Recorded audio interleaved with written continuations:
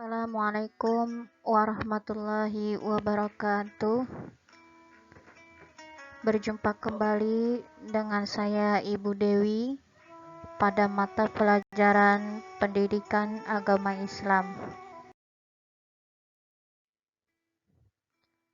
Jika pada minggu lalu kita belajar tentang berpikir kritis, bersikap demokratis, dan berbuat baik kepada sesama dan orang tua, yang mana kita semua melakukannya dengan satu tujuan, yaitu kehidupan yang kekal abadi di akhirat, yang menantikan kenikmatan surga tiada tara, yang mana merupakan stimulan yang sangat kuat mendorong setiap umat muslimin dan muslimat untuk berlomba-lomba dalam berbuat kebajikan.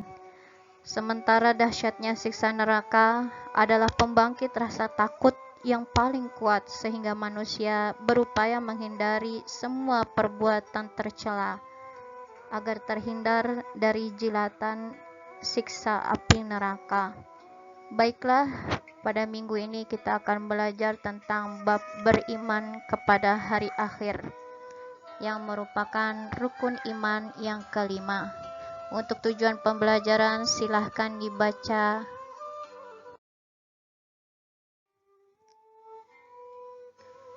Masa keberadaan alam ini terbatas. Alam nyata ini akan hancur dan kehidupan semua makhluk hidup akan berakhir. Begitu pula alam raya dan segala isinya akan hancur. Dengan berakhirnya kehidupan duniawi dan bermulanya kehidupan alam ukhrawi, inilah yang disebut dengan hari akhir. Hari akhir ini mengandung ide pokok. Cepat atau lambat kehidupan dunia ini pasti akan berakhir seiring dengan berakhirnya seluruh jagat.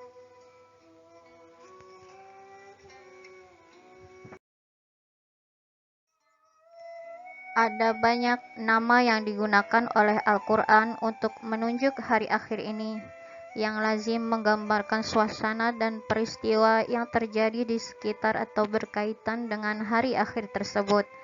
Nama-nama dimaksud antara lain Al-Qiyamah, yang mana disebut oleh Al-Quran sebanyak 70 kali, Yaumul Ba'ats, hari kebangkitan, Yaumul Jam', hari pengumpulan, Yaumul Hisab, hari perhitungan, dan lain sebagainya. Silahkan dibaca di sini.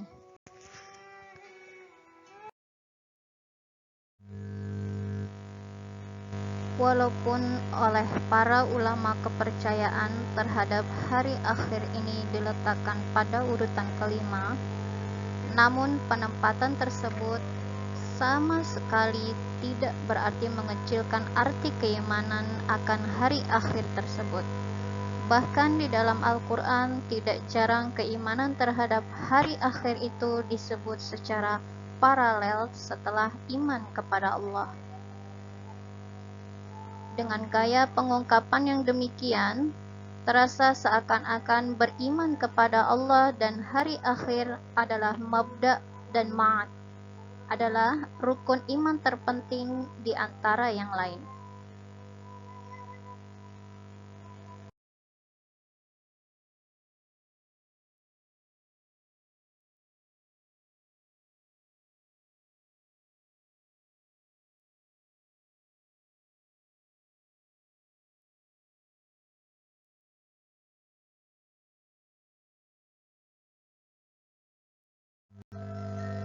Terdapat lebih dari 60 ayat dan surah yang menjelaskan tentang beriman kepada hari akhir.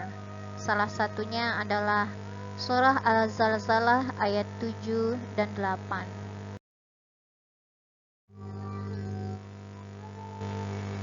Perhatikan bagan berikut. Bagan berikut merupakan tugas kalian pada minggu lalu, yaitu mengurutkan fase-fase menuju akhirat. Perhatikan baik-baik di manakah letak kesalahan kalian dalam mengurutkan fase-fase menuju akhirat kemarin.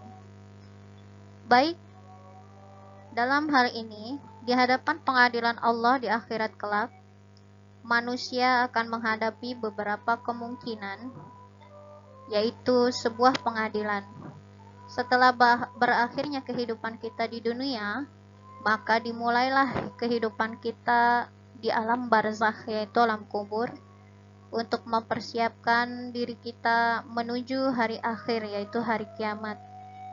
Setelah kiamat datang, kita akan dibangkitkan, dan kemudian kita akan tenggelam dengan air keringat kita, yang mana hanya ada 7 golongan yang tidak tenggelam oleh air keringatnya, yang mana ketika itu yang membuat kita tenggelam oleh keringat kita adalah matahari letaknya 1 jengkal di atas kepala kita. Lalu di hadapan pengadilan Allah di akhirat kelak, mungkin ada yang tanpa hisab langsung masuk dan kekal ke dalam surga. Mungkin pula ada yang dihisab, diadili, namun dosanya diampuni sehingga dimasukkan ke dalam surga. Mungkin dihisab dan diadili, namun dosanya tidak diampuni sehingga dimasukkan ke dalam neraka dan dibebaskan pada waktu yang Allah tentukan menuju surga. Setelah itu kita akan menerima timbangan, kemudian perhatikan bagian berikut ini. Bagian berikut ini merupakan fase perjalanan kita menuju hari akhirat. Bagian tersebut merupakan tugas kalian pada minggu lalu, yaitu mengurutkan fase-fase perjalanan menuju hari akhirat yang diawali oleh kehidupan di dunia. Setelah berakhirnya kehidupan di dunia, maka manusia akan mengalami alam barzakh, yaitu alam kubur, kemudian menunggu hari kiamat datang, dan kemudian semua manusia akan dibangkitkan pada hari itu, dan hanya 7 golongan yang tidak akan tenggelam oleh keringat pada hari kebangkitan tersebut. Dan ada beberapa golongan dari kita semua manusia yang akan mendapatkan syafaat, yaitu orang-orang yang sering bersolawat kepada Nabi Muhammad SAW. Akankah kita terhitung mendapatkan syafaatnya nanti? Yang bisa menjawab adalah diri kita sendiri. Di hadapan pengadilan Allah di akhirat kelak, manusia akan menghadapi beberapa kemungkinan. Mungkin pula tanpa hisab langsung masuk dan kekal ke dalam neraka, atau pula mungkin tanpa hisab langsung masuk dan kekal ke dalam surga. Mungkin pula dihisab dan diadili namun dosanya diampuni sehingga dimasukkan ke dalam surga, atau mungkin dihisab dan diadili namun dosanya tidak diampuni sehingga dimasukkan ke dalam neraka dan dibebaskan pada waktu yang Allah tentukan menuju surga. Di manakah golongan kita? Yang bisa menentukan adalah amal perbuatan kita.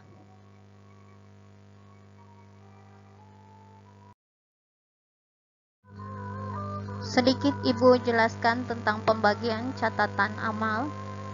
Ada sebagian golongan dari manusia yang menerima dengan tangan kanan, tangan kiri, atau punggung belakang.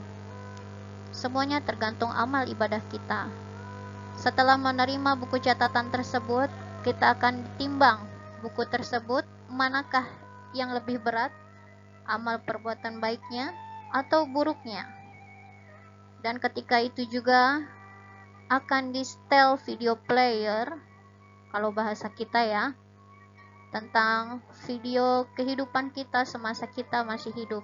Sekecil apapun dosa yang kita tutup-tutupi, maka akan diperlihatkan di hari itu. Kemudian haud telaga, setelah itu kita akan dimandikan di dalam sebuah telaga. Namun kita akan menghadapi sebuah ujian setelah itu. Ujian apakah itu? Ujian di mana kalian yang pernah menzolimi makhluk-makhluk Allah, misalnya seperti pernah menabrak kucing, maka di yaumul imtihan tersebut kita akan gantian ditabrak oleh kucing. Apabila kalian pernah mengejek orang lain, maka di yaumul imtihan tersebut, maka kita akan diejek oleh orang lain. Mulai saat ini, bisakah kita mengubah perilaku buruk kita menjadi perilaku yang lebih baik lagi untuk bekal kita menuju hari akhirat nanti. Kemudian akan diakhiri perjalanan kita menuju sirat jembatan. Di jembatan tersebut besarnya hanya sebesar satu helai rambut dibagi 7. Betapa tipisnya. Semua orang menyeberang dengan jembatan tersebut, ada yang dengan cepat, ada yang lambat, ada yang dengan hewan. Orang yang menyeberang dengan kendaraan atau hewan, mereka adalah orang-orang yang sering berkurban. Orang yang menyeberang dengan cepat, mereka adalah orang-orang yang mati syahid. Mereka orang-orang yang berjalan dengan seperti layaknya belalang, mereka adalah orang-orang pendurhaka. Lalu ketika kita nanti terpeleset, maka di bawahnya adalah neraka jahanam. Ketika kita bisa menyeberang jembatan tersebut, maka insya Allah kita akan mendapatkan surga. Neraka dan surga ada 7 kelas. Mulai dari surga Firdaus, Aden, surga Ma'wa, dan lain-lain. Dan neraka mulai dari neraka Hawiyah, Hutomah, sampai Jahanam. Di manakah kita berada? Kita yang bisa menjawab.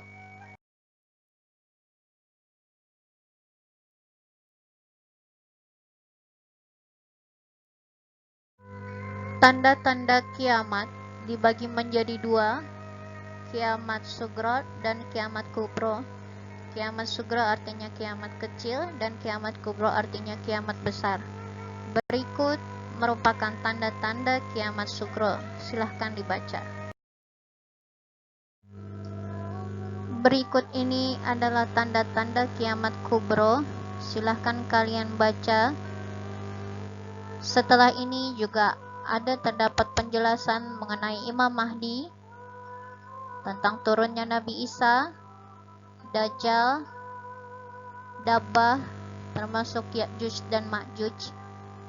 Yang terakhir adalah terjadinya penenggelaman di 3 bagian belahan bumi, yaitu Barat, Timur, dan Jazirah Arab. Untuk itu, bila kalian kurang jelas, silahkan ditulis pertanyaan kalian. Kalian bisa menanyakan langsung ke ibu. Demikian pembelajaran kita kali ini. Benarnya dari Allah dan salah datangnya dari ibu sendiri. Usikum wa nafsi bittaqwallah. Semoga bermanfaat. Wassalamualaikum warahmatullahi wabarakatuh.